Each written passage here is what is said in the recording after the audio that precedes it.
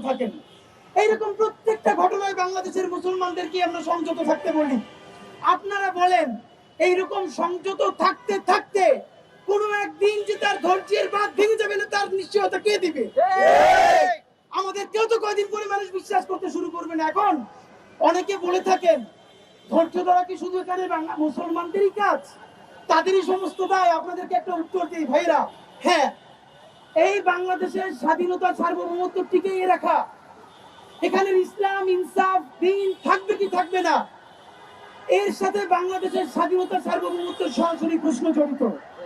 বাংলাদেশের স্বাধীনতা সার্বভৌমত্ব অক্ষুণ্ণ থাকলে পরেই এখানে ইসলাম থাকবে, এখানে ইমান থাকবে, এখানে মুসলমান থাকবে। আর যদি এখানে স্বাধীনতা সার্বভৌমত্ব ধ্বংস হয়ে যায়, তাহলে বন্ধুরা আমাদের কাশ্মীর হয়ে যেতে 3 দিনের বেশি সময় লাগবে না। তাই এই রাষ্ট্র টিকিয়ে রাখার দায়িত্ব